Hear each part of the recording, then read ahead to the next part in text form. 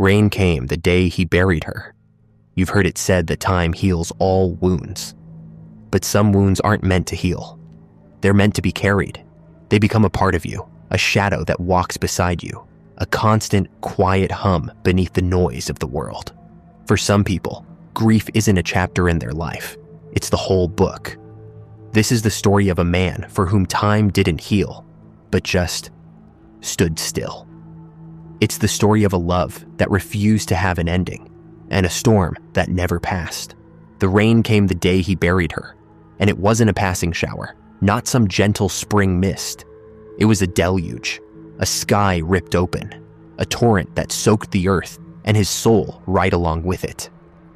That was 2,557 days ago.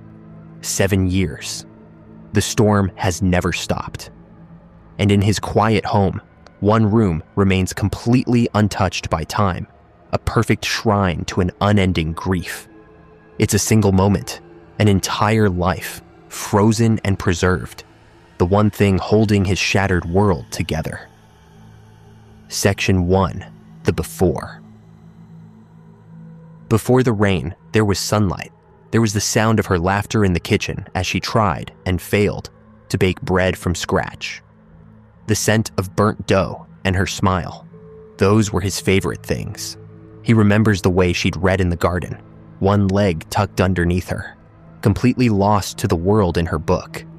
He'd just watch her from the window, this incredible, vibrant person who had somehow chosen him, and feel a peace so deep it was almost scary.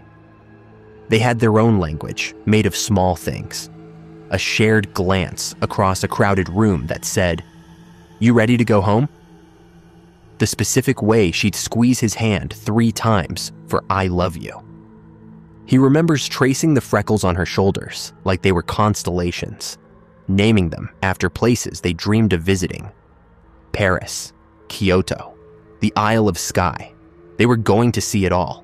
They had a lifetime. Their life wasn't some grand, sweeping epic.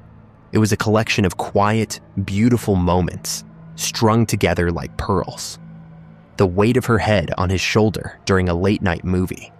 The sound of her humming while she painted the living room a shade of blue he had secretly hated, but grew to love just because it was her choice. Her voice, reading to him from a travel magazine. Her excitement, a real, tangible thing in the room. He can close his eyes and still feel it. That warmth, that light. He didn't know then that he was memorizing it all, hoarding these moments like a dragon hoards gold.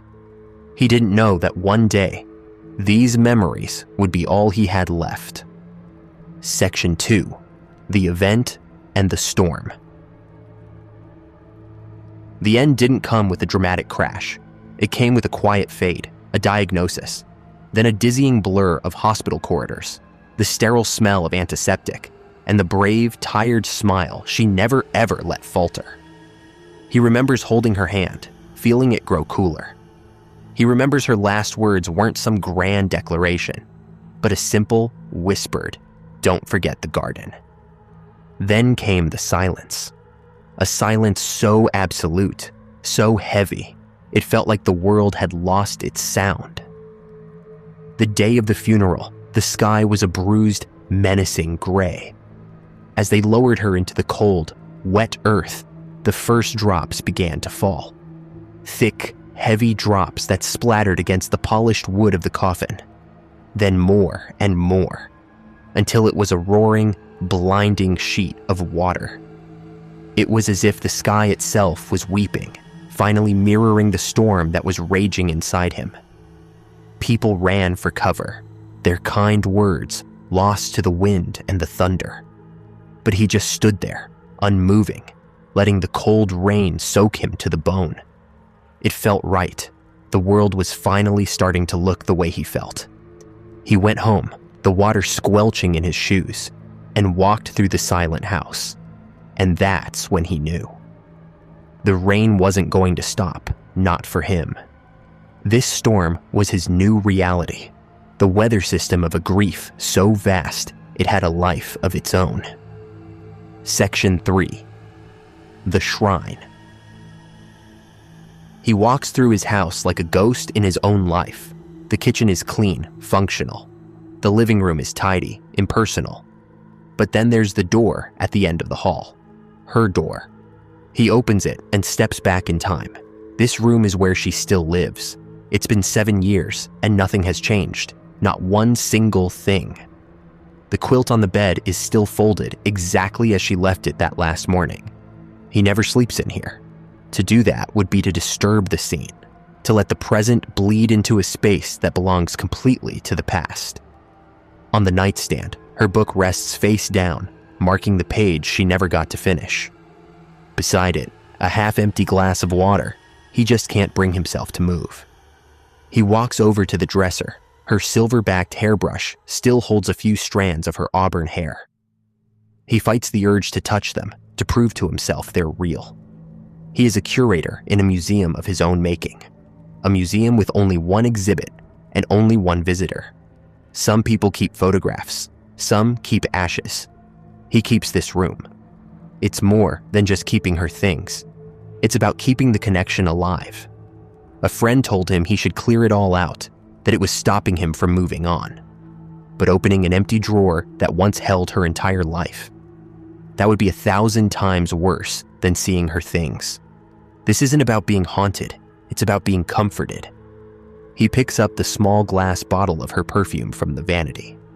He doesn't open it often, only on the hardest days. He removes the stopper, and for a fleeting second, the air fills with jasmine and vanilla, and she's here. In that moment, the scent is a whisper from a place he can't see, telling him she's still present. He breathes it in, holding the memory in his lungs until it burns, then replaces the stopper, saving the magic for another day. These objects aren't just stuff. They're filled with her energy, her essence. They are the anchors that keep him from drifting away completely. Section 4. A glimmer of connection. Life outside the room is lived in shades of gray, under the constant drumming of the rain. The world moves on, but he exists in a loop. Work, home, the quiet hum of the refrigerator, and the rain. Always the rain. He doesn't fight it anymore. He's learned to live inside the storm. But sometimes, there are cracks in the gray. Little glimmers.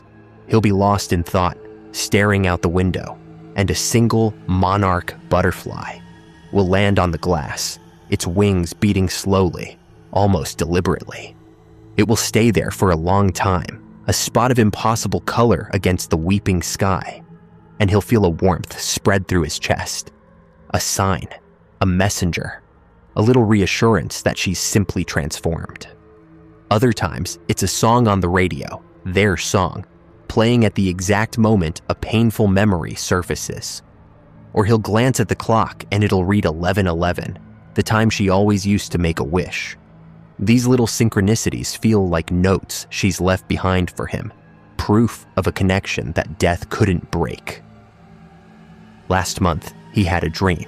It was more vivid, more real than any dream he'd had in years. They were in the garden she loved. The sun was warm on his face, and there was no rain. She was there, looking healed and whole, just as he remembered her before the sickness. She didn't say anything, but she smiled, that same smile that could make his whole world right. He woke up with tears on his face, but for once, they weren't tears of sorrow. They were tears of relief. The dream felt like a visit, a message to calm his heart. He knows what people would say, that it's just his grieving mind playing tricks on him, wishful thinking. But honestly, he doesn't care. These moments are his. They are the buoys he clings to in the endless ocean of his loss. He'll talk to her photo on his own bedside table, sometimes feeling her presence like a comforting hand on his shoulder when the loneliness gets to be too much. Grief is a deeply personal journey, and there are no rules. For some, healing means letting go. For others, it means finding a new way to hold on. If you have a story of love and loss, or a way you keep a memory alive, I invite you to share it in the comments. In sharing, we find community, and a quiet reminder that none of us are alone in our storms. Conclusion. He stands at the window of her room, looking out at the rain-soaked world. The storm has been his companion for so long now. Its sound is just a part of his silence. He used to think of this room as a monument to what he'd lost, a tomb. But he's starting to see it differently. It's not about refusing to move on. It's about refusing to let go of love. We're always told that we have to move on from grief, but maybe that's not right. Maybe we just learn to move forward with it. The grief doesn't get smaller. We just grow a new life around its edges. This room isn't a sign that his life is over. It's proof that her life and her love are still a part of his. It's a testament, a promise he keeps every single day. He turns from the window, his gaze falling on the serene, perfect space.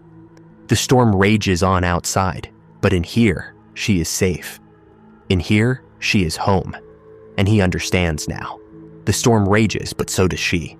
In every unchanged corner, in every cherished memory. And that is its own kind of peace.